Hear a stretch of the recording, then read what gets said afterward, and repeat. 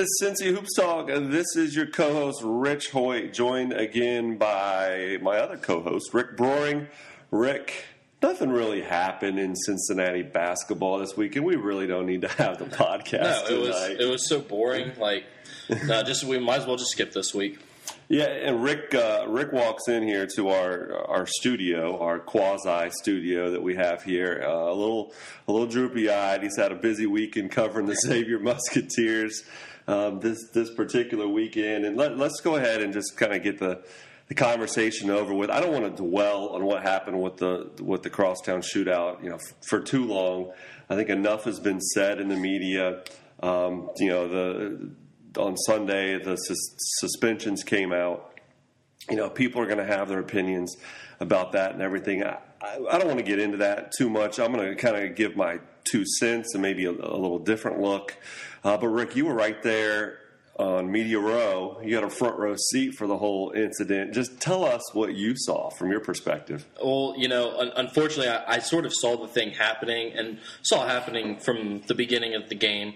Mm-hmm. There was just multiple instances, and then basically what you've heard is pretty correct. Two was talking at UC's bench, and I think it was one of the assistant coaches. I'm not sure who he was yelling at.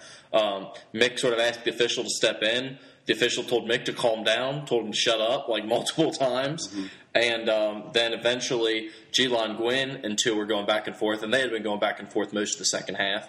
As soon as they start going back and forth at the end of the game, G-Lon put his hands up to Two's face, and as soon as that happened, that's when Des Wells jumped in and threw him about 20 feet. And then, of course, everyone saw the Yancey punch on Kenny and everything. So, to me, honestly, it was bad because it stopped the game. They had to just call the game with 9 seconds left, which isn't a big deal, but it's abnormal. That doesn't happen. Usually you're able to restore order pretty quickly and get it back going. So it's going to draw attention to that. But the biggest thing was the Yancey actually connecting on the punch and giving Kenny a big blow that gashed him below the eye. Right. Because you had that big picture of Kenny to put on the front of ESPN and keep running over and over with him raising his arms up and having the blood streaming down his face. And that's what made it sexy television and made it such a big deal. And I almost feel like if Yancey just doesn't connect on that punch, it's just a normal basketball scuffle that we're not really talking that much about. Yeah. You mentioned the whole picture of Kenny Freeze, and I left the game with about 2 minutes left. I got my 3-year-old with me, my wife's with me, and we're like, all right, let's beat the crowd out of here. The game was put away that time by Xavier, and wanted to beat the crowd. And when it was kind of a buzz on the walk back to the car.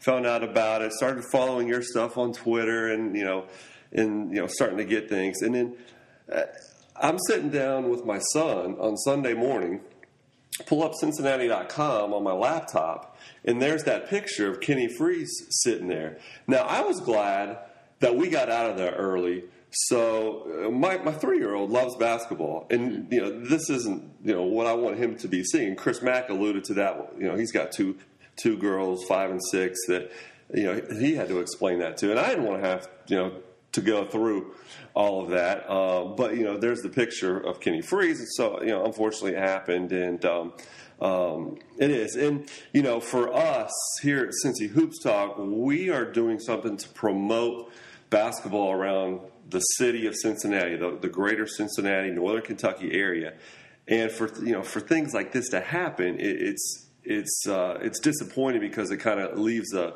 black eye. No pun intended there, but a black eye on the city.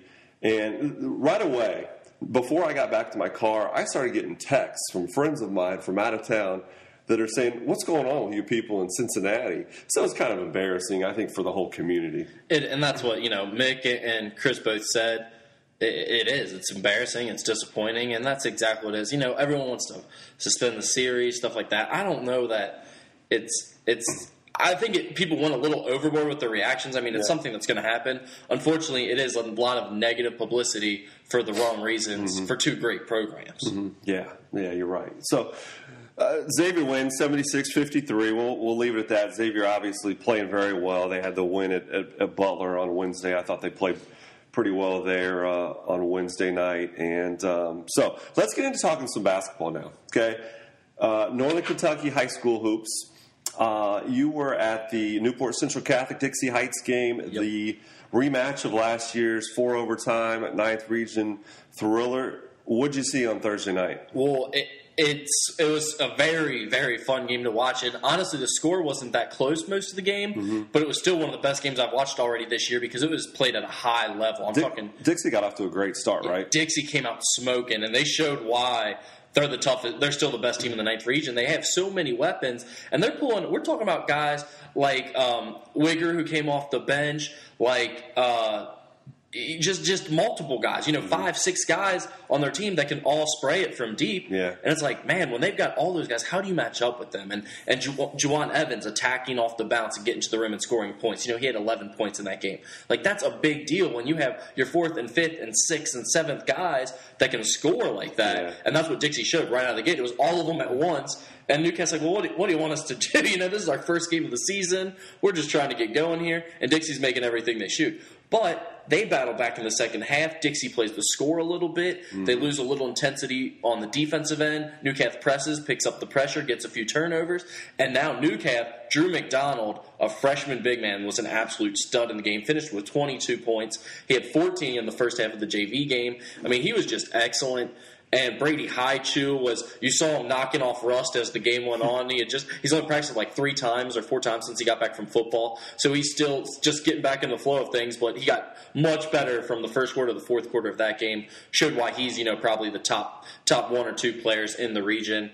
It was a great game to be at. Newcastle cut the lead all the way down to 5 at one point. Dixie ends up extending at the end with free throws. So 2 teams probably they're just kind of finding themselves, and maybe another 9th Region championship matchup towards the end of the season. No question, both teams could compete for a regional title once again, and it's going to be really fun to watch the development of the Newcastle team because it's a lot of young guys and a couple of really talented younger guys, along with a Brady Highchew and a Michael Buter, who's now been, even though a junior, he's been the varsity point guard for a full year already. He looked to have a little more swagger and confidence under his belt as well. So, and then Dixie went down south on Saturday night, followed that up with a really good win against a nice Lexington Catholic team. Oh, and Lexington's the team that knocked them out of the Sweet 16 last year, so it's kind of sweet to get that win. It's not the same guys. Lexington's not as good as they were last year, but like you said, a nice win, a strong Lexington team, and Dixie's still undefeated right now, and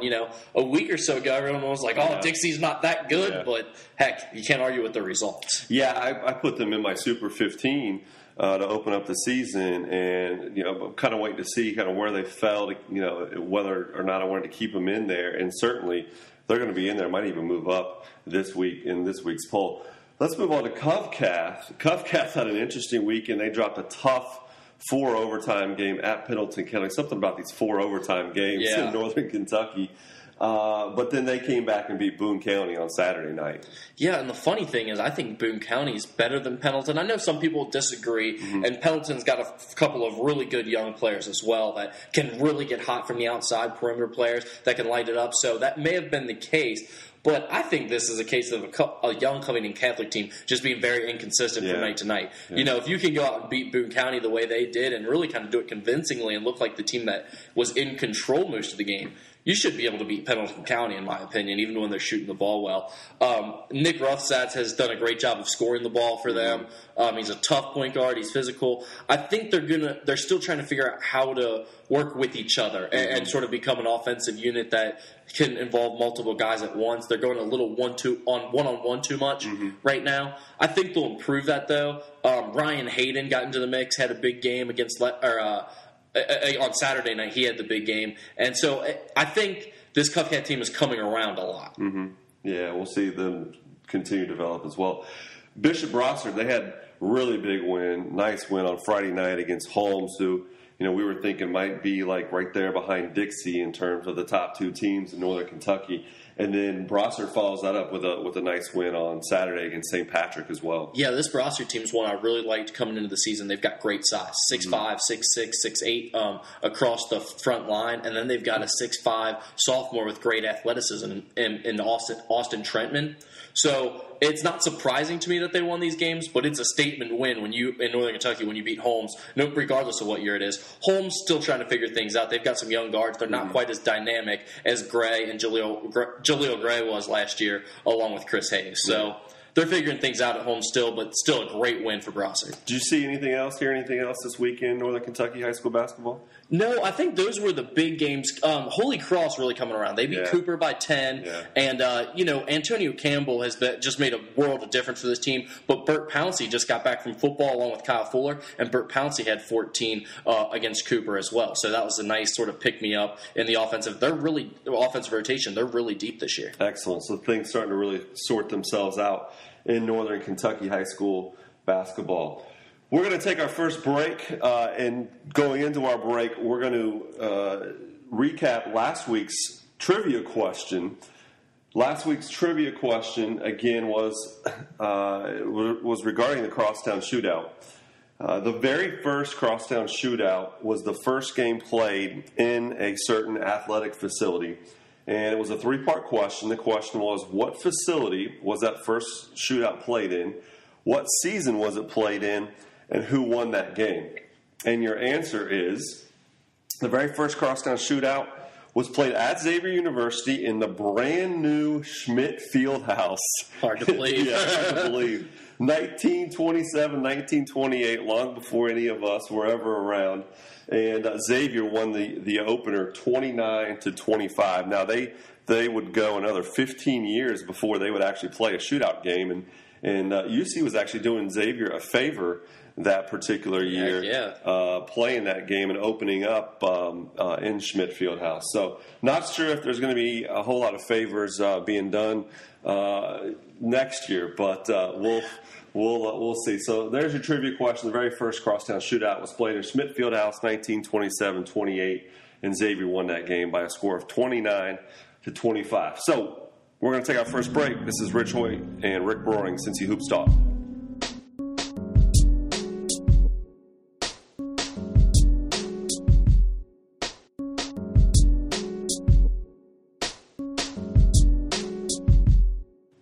Welcome back, Cincy Hoops Talk. Rick Broering, Rich Hoyt, rolling right along. We just talked Northern Kentucky high school hoops, but Rich, it's time to flip it across the borders, talk some Ohio hoops. Let's start with the GMC. You got to get out and see some things. Sort of a big week for the GMC. Fairfield's been pretty impressive early, though. Yeah, Fairfield's been really impressive. I think Fairfield has the three best wins out of anybody in Greater Cincinnati at this point. They opened up by beating a decent Fairmont team.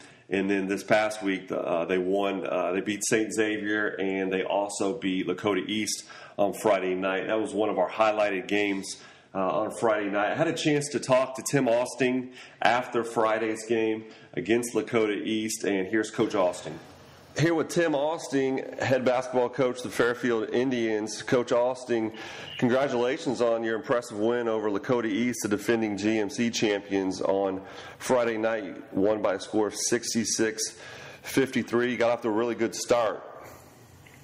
Yeah, we came out of the gates, played some really good defense early in the game, and were able to just build a little bit of our defense. We didn't score enough to kind of get away from them, but got off to a good start on defensive end. You might have the most impressive start out of any team in the greater Cincinnati area to this point. You've got three really good wins over good programs. You beat Fairmont last Friday. You beat St. Xavier on Tuesday night, and, of course, Lakota East on Friday night. What do you attribute the good start to? We're fortunate.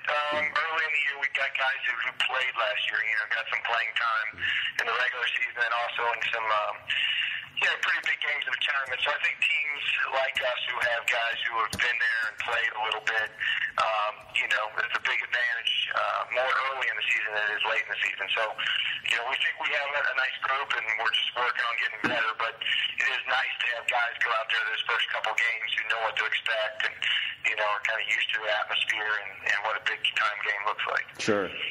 Now, you've got to be one of the teams that I figure to be in the mix in the GMC, contending for the league title this year. And there's a whole bunch of teams in the GMC, I'm thinking, that's going to be making a really competitive league. What do you think are some of the keys moving forward for your team against the rest of the competition? Well, I think you hit the nail on the head. The league is as deep as I can ever remember it being. I mean, there's just a lot of good teams this year.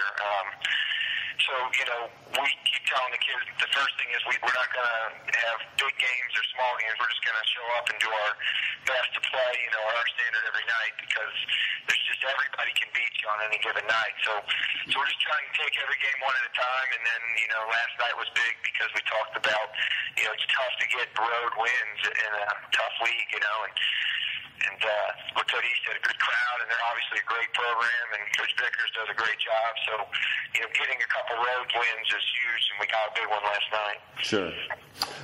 You got Brandon Murphy and Devin Barlow. They've gotten off to a great start this season for you. Yeah, Barlow maybe is the best defender maybe I've ever coached. I mean, he's just pretty good on the ball. He's got a real relentless defensive attitude, and he's kind of infectious that way for our whole team. And him and a lot of times Turner, we put those two on the best player and do our best to hold down their top scorers. Although last night the Lowry kid kind of got loose on us and got hot. And then Murphy, he's worked so hard in the last year and a half to put on some muscle and develop his game, and he's really made himself into a really solid post player. You go back to non-league play on Tuesday night. Centerville comes in to play in your gym, right?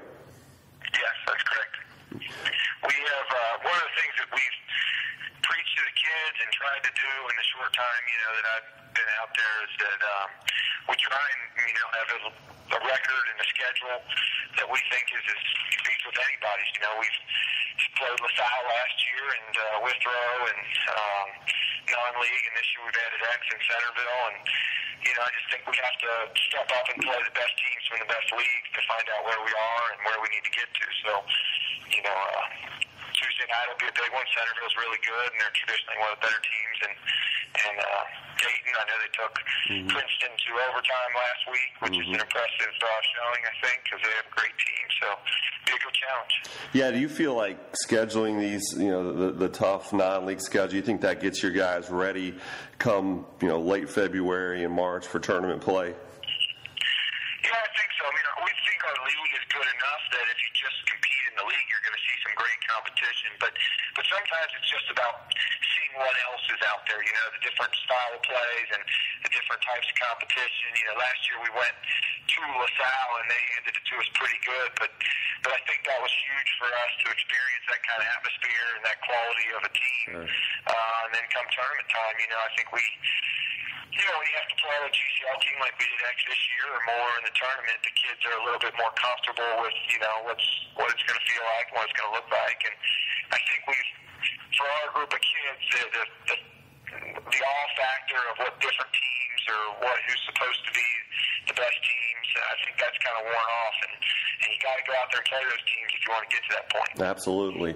Well, Coach Austin, appreciate your time. Congratulations on the great start to the year, 3-0, and best of luck moving forward this season. Thanks a lot. I appreciate it. All right, so that was Tim Austin, head coach of the Fairfield Indians, and Fairfield's it's a really interesting team, and as we talked about, the GMC is so wide open this year, and with the start that they're on, they're certainly they're one of those teams that's kind of rising to the top, kind of a cream rising to the top type of a situation. You also got to look at Princeton. Mike Anderson, first-year head coach, he's doing a really nice job. His team is 3-0. They went down and beat Bryan Station, a perennial power, down around the Lexington area this weekend. And then Mason and Middletown, obviously, off to 2-0 starts as well. All right, and of course, in the FAVC, Turpin had a big win as well. Yeah, Turpin did have a really big win on Friday night. They played against McNicholas, kind of neighborhood backyard rivals there. Interesting because Turpin has 3 coaches on their staff that are all McNick grads. Brad Cupido, for one, the head coach, he played at McNicholas. Pat Stricker, who is his top assistant. Coach Stricker was McNicholas's head coach there for about 7, 8 years. And you also have Drew Schmidt, their freshman coach, who is a McNick grad as well, and a former Xavier baseball player, I might add. Had a chance to talk to Coach Cupido after their big win over the Rockets. Here with Brad Cupido, head coach of Turpin Spartans. Coach Cupido, you were facing off against your alma mater, McNicholas Rockets, on Friday night. Came away with a 69-46 win. Turpin hasn't had a whole lot of success against McNick in recent years. It's got to be a pretty good feeling to beat your alma mater. It is. I'd be lying if I said it didn't mean a little more. McNick being my alma mater. Our varsity assistant, Pat Stricker, played and coached at McNick. Our freshman coach played at McNick. It wasn't just me. There was other guys on our staff that meant a lot too. But I don't know the exact numbers. I want to say that was the fourth time that Turpin has beat McNick in 25 years. Something of that. Right. Not had a ton of success against McNick. Right. Yeah. Well, great win. You've got Zach McCormick, a sophomore transfer. He seems to be off to a pretty good start this season for you. He's doing a great job. He's done a great job meshing with the guys who were coming back from last year, and to applaud them, they did a great job of accepting him. And he really is a good kid. He's a worker. He's becoming a much better player day by day. He's becoming a much better defender day by day. I mean, he can do some things that you can't draw up and you don't need a coach for. I mean, he's definitely a high-level Division I talent. But he's been really a blessing for our program, and I think it's been a good fit for him as well. Good. It's been a win-win for both sides. Good. That's great to hear. Who else is playing well for you so far this year? Connor Groddens is a 6'4" junior wing. He had 14 last night, had a couple of tough shots go in and out, but he's averaging about 16 points and 9 boards per game thus far. Mitch Stevens, who was first-team All-League, did point guard last year, and honorable mention All-City. He had a very good game last week. He started as wide receiver on the football team. So it's taken him a couple weeks to transition. Also Adam Boyer, who was a first-team All-League selection last year as well. He's been steady as they come thus far this season, and really throughout the offseason as well. He's averaging 10 points and 10 rebounds so far after 2 games, and I think his shot begins to fall more.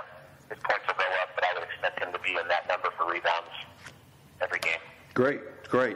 Well, this is your second year. You're really building a nice program over there at Turpin. It who hasn't had a ton of basketball success. And you've got to be one of the favorites in the FAVC East this year. You got a difficult December coming up. You've got Anderson, Milford, and Walnut Hills, all certainly probably going to be in the mix in that Eastern Division. You've all got them during December.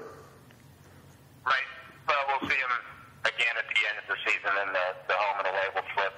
I think those are the 3 best teams in our league. I would throw us up in the equation as top 4. But they're all very good teams. They're well coached. A lot of talent. All 3 teams have a lot of size. All 3 of them are considerably bigger than us. But, I think that our league didn't have a lot of success during the tournament last year. I do think it is a little underrated, though. There's a lot of good individual players, and there's a handful of coaches who have been there for several years who have done a nice job developing a program. So I do think our league is a good league, and I think it'll play out as the season goes on. Great. Well, Coach, great job. You're doing a great job over there. Keep up the good work, and best of luck moving forward this season. All right. Thanks for having me. Much appreciated. Okay, so you can really see how gratifying of a win that was for Brad Cupido and his Turpin team, and that's a team that is really it's growing. Turpin's not a perennial basketball power. It hasn't really been known as that. More recently, they've been known as a really nice football school, but Coach Cupido, he's young and got a lot of energy, really doing a lot of good things there. He's got some really nice players. So, that's going to be a really fun team to watch moving forward in Division I. Also in the FAVC East, in the West, is Ross. They're off to a great start. They're 4-0. They went unchallenged in their first 3 games. Then got a win on the road at Division I Lebanon on Saturday night. They're led by Max Mishkolnik, who's averaging about 23 points and 10 boards a game, and also shooting 71% from the field in his first 4 games. So really efficient for Mishkolnig. And he's headed to Division II Maryville, which is in Tennessee, and that's the same school where McNicholas, aforementioned McNicholas High School, where their stud wing player Drew Hall is going to be attending as well. So, the couple teams really rising there in the FABC, one in the East, one in the West. You've got Winton Woods, obviously, in the West. It's going to be, it still is probably right there as one of the favorites. But the East is certainly going to be interesting with Turpin and Walnut Hills and Anderson really kind of in the mix now with those schools moving forward. All right, moving on. MVC, a school near and dear to your heart, got a big win over Laughlin. Talk a little bit about that. Yeah, Summit Country Day, they still pay the bills in my house. I'm no longer the basketball coach there, but they had a big win over Laughlin on Friday night, and really probably the class of the NBC, these two schools are this year. Michael Bradley's just doing a phenomenal job, I think, and obviously they had the great run in the tournament last year to the regional finals. And, for those of you not familiar with Coach Bradley is this is his first coaching job, but obviously a ton of basketball experience, played in the NBA for about 5 or 6 seasons and played overseas for 5 years, played for a year at the University of Kentucky. 1998 was a part of their national championship team there before he went on to transfer to Villanova, where he was an All-Big East player. So a great basketball background. I had a chance to talk to Coach Bradley over the weekend as well to get his thoughts on the Laughlin game. Michael Bradley, head basketball coach, Summit Country Day Silver Knights, joins us. Thanks for coming on, Coach Bradley. Coach, you had a big NBC Scarlet win on Laughlin Friday night, 48-46. Interesting ending. Mylan Riddle from Laughlin makes a shot at the buzzer, which would have tied it, but it was waved off. Can you kind of walk us through the situation at the end of the game? Yeah, Kevin Johnson got fouled. We were up 1. He went to the line, made the first of 2, missed the second, which gave us a 2-point lead with roughly 20 seconds or so to go. They come down the court. We play pretty good defense, force a tough shot. The rebound is heading out of bounds, and Antonio Woods goes to save it and tries to throw it deep and slips out of his hands and goes only towards the middle of the lane. And now I think there's just probably 2 seconds or so left, and I'm not sure if it was good or not. I was more focused on the ball than the clock, and as it's loose in the middle of the lane, he picks it up and floats one in. I think it hits off the board and goes in. And it really was a bang-bang call. I mean, some people have said, no good. Some people said, should have counted just because of the situation. So I'm not sure exactly if it was good or not. And the copy of the tape that we have, it's very hard to see. But that's pretty much the situation. There was a loose ball rebound. Antonio saved it into the middle of the lane. And then a quick little floater from 3-4 feet would have tied it. Obviously, we got lucky with the call. Hopefully it's the right call. And, it was a heck of a game. And I'm sure the next one, the Blossom will be down to the wire also. Well, a big win in the NBC, as I mentioned. You're now 3-0 and 2-0 in NBC play, and to win a game like that, I always thought it was really important to win your conference games, especially your big conference games at home, to really hold serve against those teams. Yeah, I agree, and that's something that I talked about last year when I took over at Summit.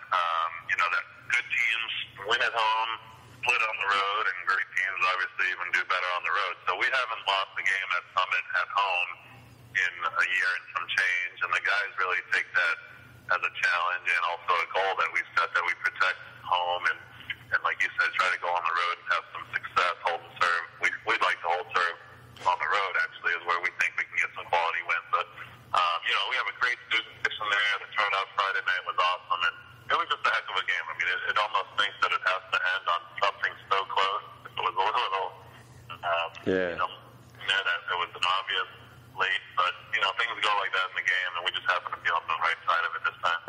Right. So basically, Summit hasn't lost a home game since I was a coach. so keep up the good work there. I understand there were some college coaches in attendance on Friday night. There were several. UC had an assistant there, and then more importantly, schools that already have offered. Kevin Johnson, like Cornell, had 2 coaches there. Wright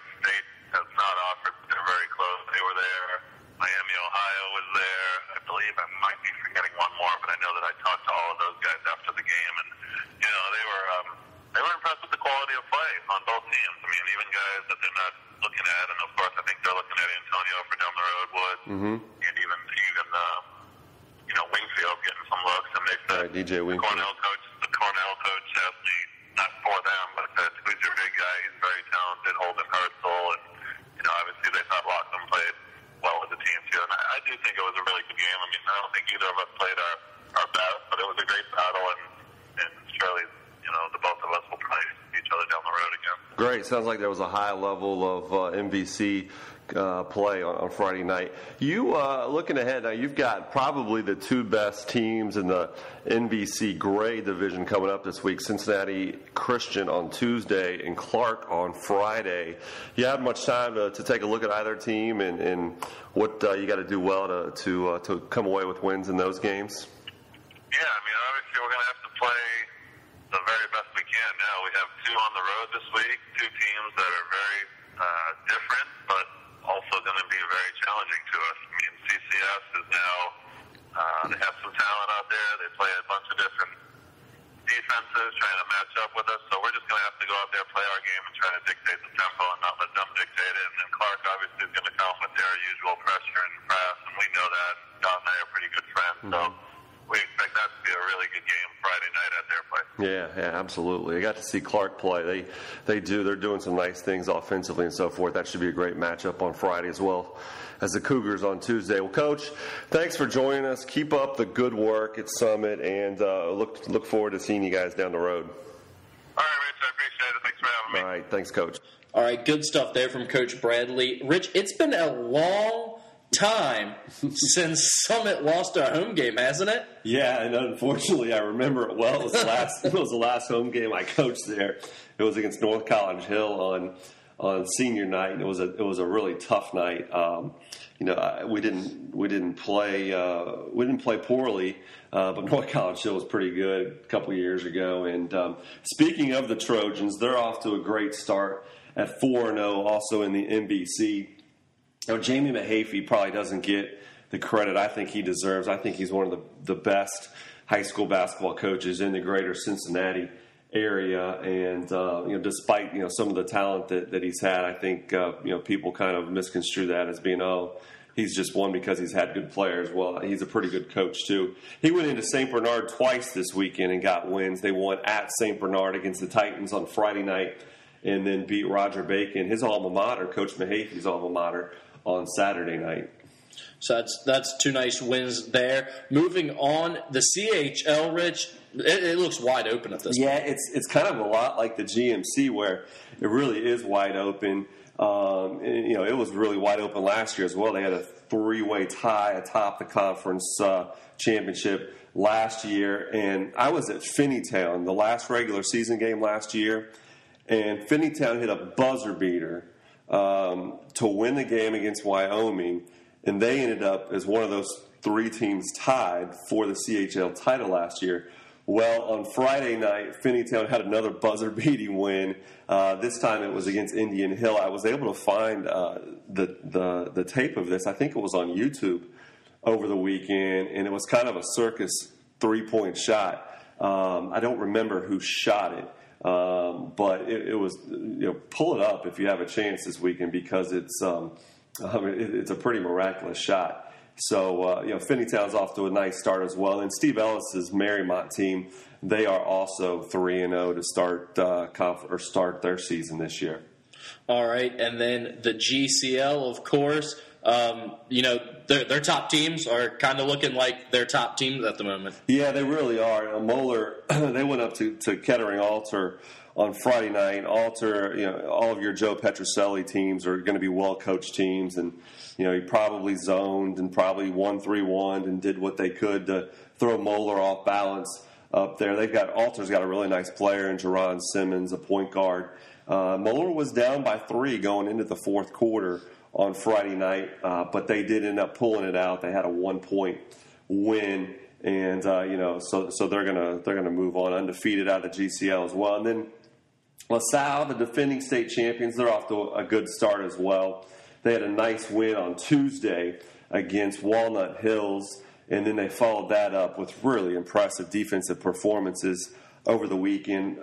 Friday they beat Bishop Fenwick. Saturday They beat Woodward. They gave up an average of 25 points over the weekend to those two teams. So that's getting it done. Yeah. The interesting thing, and when I talked to Dan Fleming about this before the season started, they're that running, pressing team, but they are so deliberate in their offense that they really kind of lull you to sleep. And then they just make things, their pressure is so good and they hound you so much and they play so hard when they do it. I can understand why they are, only giving up, that many points. Yeah. Also, up in Hamilton, Nick Argentati has his Baden Rams off to a good start. They are 3-0. All of their wins have been against non-league opponents so far, against Talawanda, Madeira, and then on the road on Thursday night against Northwest. So that's going to kind of wrap up the greater Cincinnati high school action from this past weekend and a review of the season that is well underway at this point. We're going to give you this week's trivia question before we break again. And as we just talked to Summit head coach Michael Bradley, here's your question. That has to do with a little Summit basketball. There is a former Summit basketball player, played for the Silver Knights in the early 1980s, who played in an Ohio High School state championship game and later starred at Northern Kentucky University. He's also an Ohio High School state champion basketball coach. Who is it? So one more time, a former Summit basketball player, played in the early 1980s at Summit. He played in an Ohio High School state championship basketball game while at Summit and later starred at Northern Kentucky University. He's also an Ohio High School state champion basketball coach. Who is it? If you know the answer, feel free to email or tweet us. Email is Cincy Hoopstalk, Cincy Hoopstalk @gmail.com, or you can tweet us, and that Twitter is at Cincy Hoopstalk. So, after the break, we will come back, talk a little bit of local college action around Greater Cincinnati, and look at the week ahead. This is Rich Hoyt and Rick Broing with Cincy Hoopstalk, only on CincyHoopstalk.com.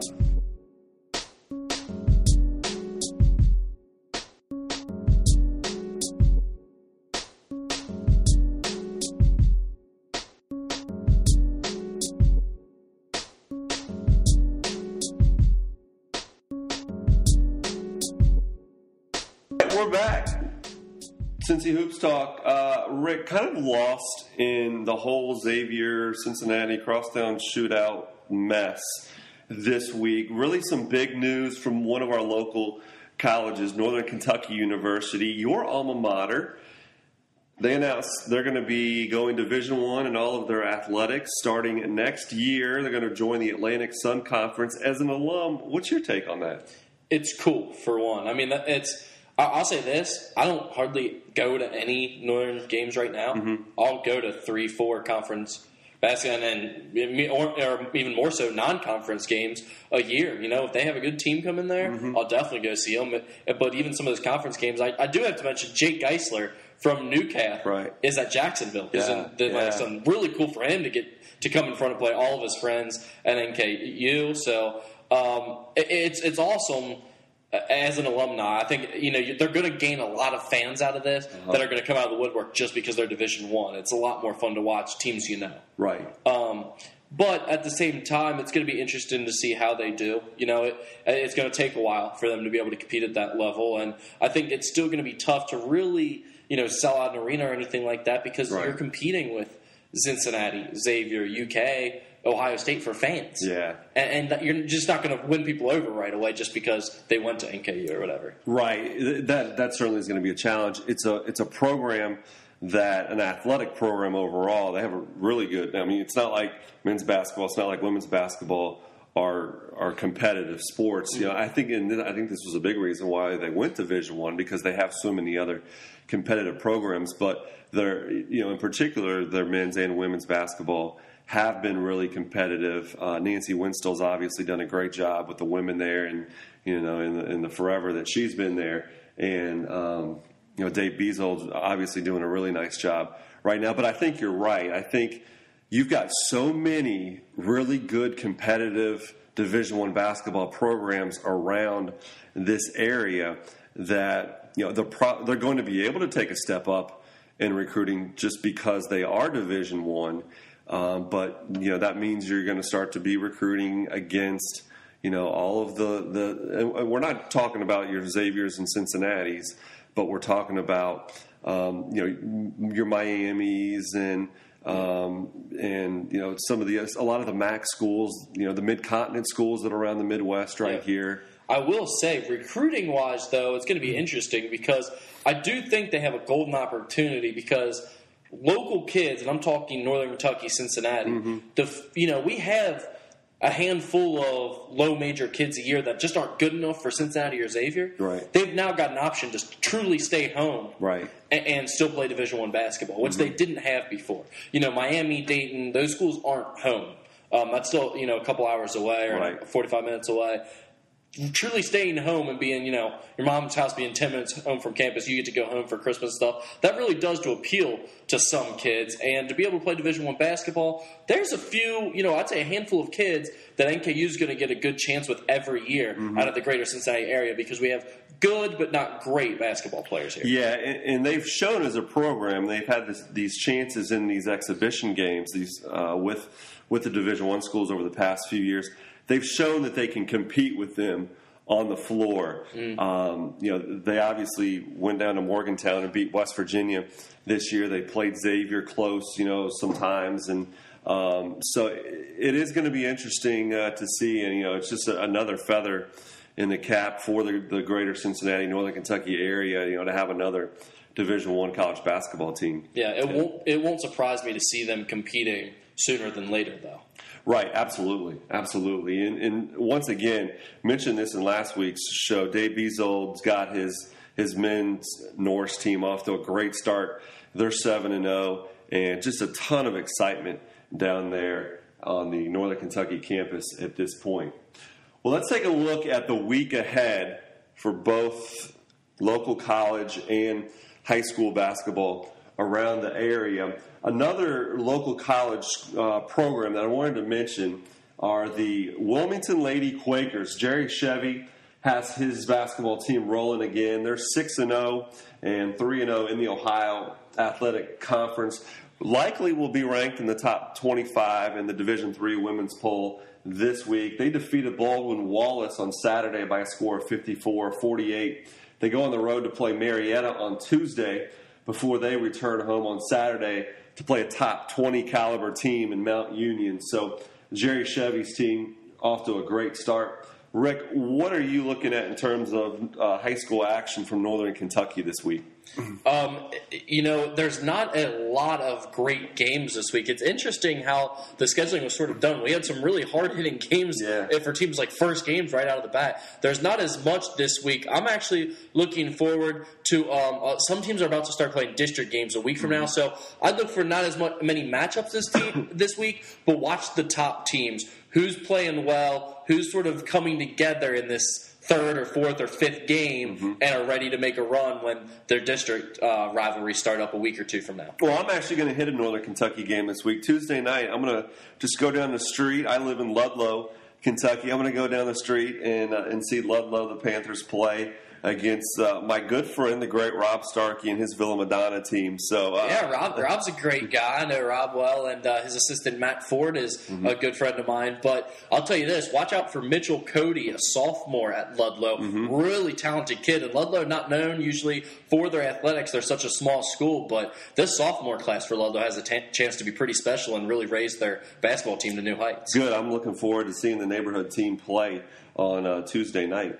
Looking at the action ahead in the Cincinnati area, you got a few really non-league matchups on Tuesday that I think are really intriguing. First of all, you got the Battle of the West Side. Elder is playing at Oak Hills, and these are two teams that have had more success, in the past than what they are right now. But it's always a war when these two schools get together, and really two great coaches there, Joe Schoenfeld and Mike Price, will be going at it on Tuesday night. Also, a big one in Middletown. The Middies host Aiken on Tuesday night. We'll see how well Aiken responds to playing another really good team after their loss to Taft last week. A lot of talent in that game. And then a big GCL battle. The aforementioned Nick Argentati, his Baden Rams, are going to go up to Kettering to face off against Joe Petroselli's Alter Knights up in the Dayton area. So that's what you're looking at early on this week, a few of the key games. Be sure to check out my blog, which will be posted on Friday morning, and that's going to preview next weekend's or this coming weekend's action all around town.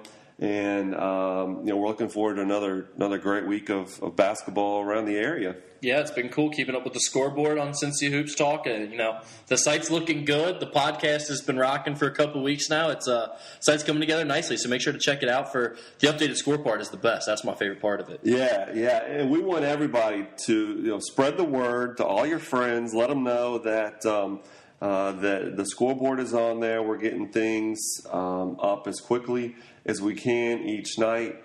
And the podcast, I'm going to put some interviews up on the website. So if you have your favorite coach or whoever that you just want to listen to their interview, go ahead and click on that. We're looking forward to another good week. So that's going to do it for another podcast of Cincy Hoops Talk. Remember to check back to cincyhoopstalk.com for your scores, both high school and college action. Check back with us again next Monday for a look back at this week's action. And don't forget, if you've got scores, if you've got comments, if you've got questions, to tweet us at Cincy Hoops Talk or Facebook message us at cincyhoopstalk.com, or you can also email cincyhoopstalk@gmail.com. So signing off once again, this is Rich Hoyt and Rick Broing for Cincy Hoops Talk, only on cincyhoopstalk.com.